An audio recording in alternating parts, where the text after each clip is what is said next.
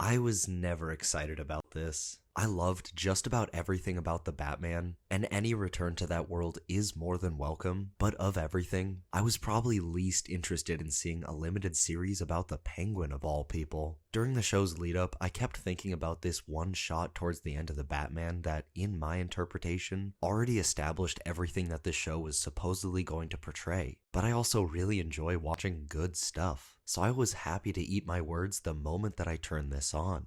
Welcome to Sandwich Reviews. I'm the Talking Sentient Sandwich, and of course, the most notable recognition that this show deserves is the Penguin's look. As a comic book weeb, I'll always prefer this look over this, and I'll die on the hill that both can be just as gritty and mature. But the sheer artistry and talent that went into Colin Farrell's makeup is unparalleled, which also wouldn't work without Farrell's perfect minute movements like eye twitches. With the amount of screen time and focus he gets, I was expecting to see some of the flaws in the makeup, and at times I was actively looking for them, but I never found any. It's perfect. No creases, no wrinkles, it's just flawless. To the point that if I wasn't already aware, I just wouldn't recognize Farrell. The way that he looks and the way that he moves. The gait and everything just convinces me I'm looking at a guy that sized. Though if they were going for this look, it makes me wonder why they didn't just cast someone like Richard Kind in the first place. But I still loved everything that this show did. I am also so thankful that he wasn't turned into a misunderstood hero now that he was the protagonist. Oswald Cobblepot, and I don't care who you are, that's his name to me, was also depicted as a conniving snake who repeatedly sold out those he thought he could use.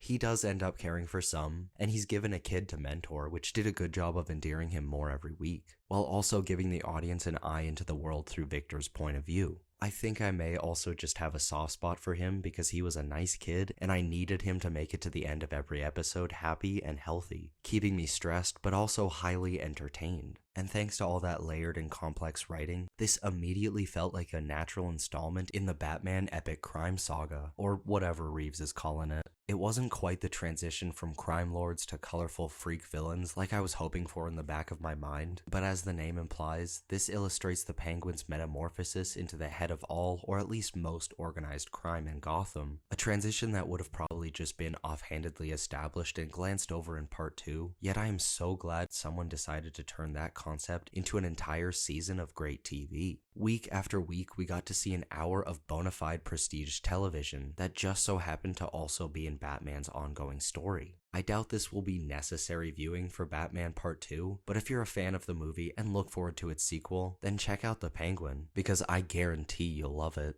But now, unless you've seen all 8 episodes, it's time to click away, because I'm about to dive right into the many spoilers, starting with Sophia. And I decided to wait until now to bring her up, because while I knew she was going to be a player, I had no idea she was going to be an instrumental character in this story. Plus, she's amazing in this role. I mean, now that I bring it up, everyone in this show does a phenomenal job, but Christian Milioti and Colin Farrell do an especially good job. I mean, one mention of the Hangman, and I was fully on board with Sophia's character, even though she only ever adopts the name in the comics to make fun of costume serial killers. But the writers of the show managed to turn that into something different, yet just as good, with her being wrongly accused of the hanging crimes and thrown into Arkham to suffer. For at least a couple hours of the Penguin's runtime, she was a protagonist that you rooted for just as much, if not more than Oswald, as you wanted to see her succeed against the other Falcones. I also figured Gotham flooding would play directly into the sequel, and it still might, but now I see that was more so just to symbolize the destruction that happened to the people and have something tangible for Hope to conquer, and less so setting up future storylines. The Penguin does have one phenomenal scene showing a much more emotional impact of the flooding with Victor, and informs that character going forward, but aside from that, the flooding doesn't have any effect on the narrative, and is just used as great set dressing. Sure, some buildings are abandoned, and the streets are trashed, but this is Gotham. If the writers wanted to tell me that that was just what the city looked like, I'd buy it. But if I were to really complain about one thing, because honestly there's nothing to complain about, I wish Batman was there making plays in the background. Even if he was completely unseen, he should have been a presence constantly felt. Every criminal should be terrified to go out at night because of him. And I'm not asking for a cameo every episode. Just a few mentions here and there go a long way. I hate whenever the news gives lazy exposition in anything, but I'll even take that. And I was beginning to think that the season might end on an anticlimax simply because I really wanted to see the Batman, but the Penguin wasn't having any of that, because after a nice chat on a park bench, Oz makes the commitment that he doesn't want family to be leveraged against him ever again, and chokes out Vic, leaving me and probably everyone else watching stunned and horrified. I had a feeling that he was going to bite the bullet by the end of the season, but I really thought that he had made it clear. Really sucks that he won't be in the background of part 2 as a henchman or right-hand man. Although, I also think Oz kinda contradicts himself by keeping his mom alive. Not just that she asked him to end any suffering of hers if she became a vegetable, but also because she is now a perceived weakness in his eyes. But oh well. It's still a great moment with him finally being able to give his mom the penthouse view like he promised, making the end of this show a harrowing and memorable one.